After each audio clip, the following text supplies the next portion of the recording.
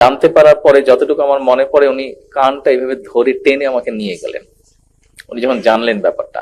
আজকে যখন এখানে আসছিলাম এবং এখানে বসে বক্তব্য শুনছি, আমি চিন্তা করছি যে আচ্ছা আমি শুরুটা করব কিভাবে।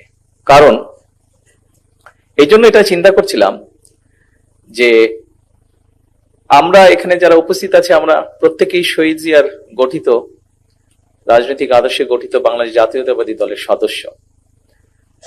দলের সাংগঠনিক স্ট্রাকচার অনুযায়ী বিভিন্ন জন বিভিন্ন দায়িত্বে আমরা নিয়োজিত আছি। এই মঞ্চে খুব সম্ভবত আমি যতটুকু আমি ধারণা করতে পারি সেলিমা আপা আছেন একমাত্র। শহীদ জিয়া যখন জীবিত ছিলেন দপ্তরে বোধহয় সেলিমা আপা কাজ করতেন, কাজে সরাসরি যদি শহীদ জিয়ার সহকর্মী বলা হয় মঞ্চে একজন উপস্থিত আছেন, অন্যরা বিভিন্ন সময় হয়তো দূরে থেকে কাজ করেছেন। সামনে যারা উপস্থিত আছেন আপনারা খুব সম্ভবত অধিকাংশই মনে হয় শহীদ জিয়াকে সামনাসামনি সেভাবে দেখেননি, হাতে গোনা কয়েকজন ছাড়া। জীবিত শহীদ জিয়াকে সামনাসামনি দেখেননি কেউ কেউ, সবাই না, আমি বলেছি অধিকাংশ, মানে কমেন্ট মধ্যেও যারা আছেন তারা দেখেছেন অনেকে। প্রবলেমটা হয়েছে আমার, এই জন্য প্রবলেমটা যে আমি কোন অবস্থান থেকে কথা বলবো, কারণ উনি তো আমার পিতা। এই মুহূর্তে আমি হয়তো দলের দায়িত্বে আছি, দলের একজন রাজনৈতিক কর্মী হিসাবে আছি, ওই হিসাবে চিন্তা করলে উনি আমার নেতা, আবার আরেক দিক দিয়ে চিন্তা করলে আমি ওনার সন্তান।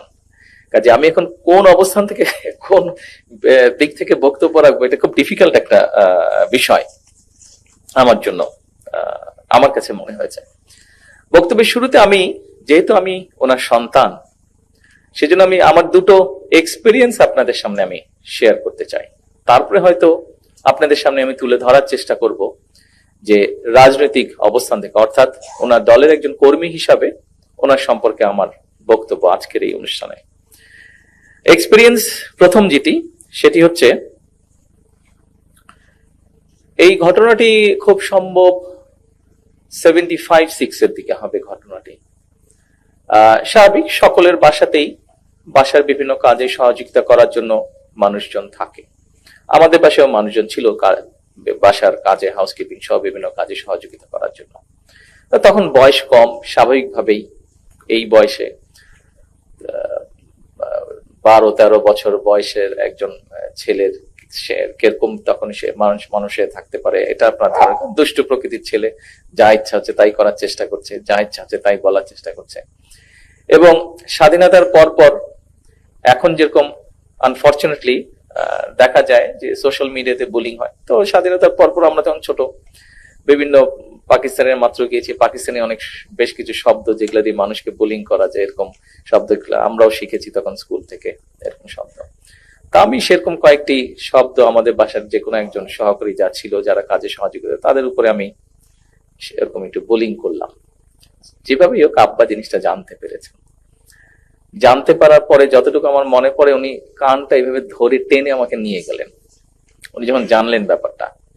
লোকটা, ওরা যেখানে সাধারণত বসতো কাজের ফাঁকে ফাঁকে যেখানে রেস্ট করতো, ওখানে লোকটা বসা ছিল। উনি কানটা টেনে ধরে আমাকে নিয়ে গেলেন, নিয়ে গিয়ে আমাকে বললেন যে ওকে সরি বলো।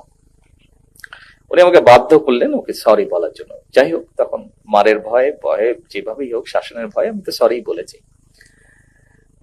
উপস্থিত নেতৃবৃন্দ, কর্মী ভাইরা, এই ঘটনাটি আমি আপনারা যে শুনলেন, আপনাদের সামনে যেভাবে আমি তুলে ধরলাম ঘটনাটা, কানটা ধরার স্টাইলটা যেটা দেখালাম, নিশ্চয়ই আপনারা খুব মজা পেয়েছেন।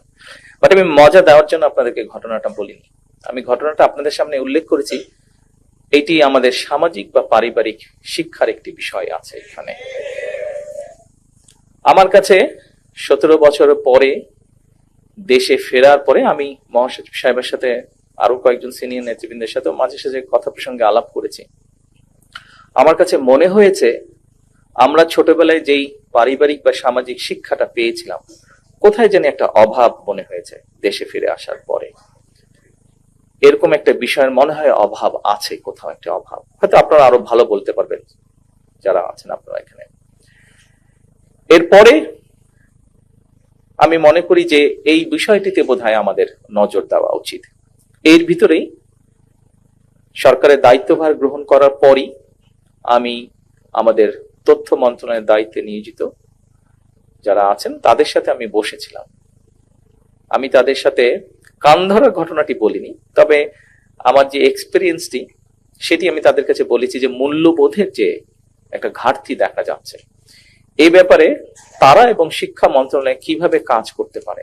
অর্থাৎ আমাদের সমাজের সামাজিক মূল্যবোধ, আমাদের সমাজ ব্যবস্থায় পারিবারিক যে মূল্যবোধ, একই সাথে আমাদের ধর্মীয় মূল্যবোধ, অনেকগুলো ছোট ছোট বিষয়, মুরব্বীদেরকে শ্রদ্ধা করা, অসহায়কে সহযোগিতা করা, মানুষের সাথে বিনয়ীভাবে কথা বলা, এই যে এরকম আরো যেগুলো মূল্যবোধ আছে, এই বিষয়গুলো কিভাবে আবার শিশুদের মধ্যে, আগামী ভবিষ্যৎ প্রজন্ম যারা, তাদের মধ্যে আবার কিভাবে জিনিসগুলো নিয়ে যাওয়া যায়, আবার কিভাবে তাদের মধ্যে জিনিসগুলো দেওয়া যায়, এই বিষয়ে আমি আলোচনা করেছিলাম।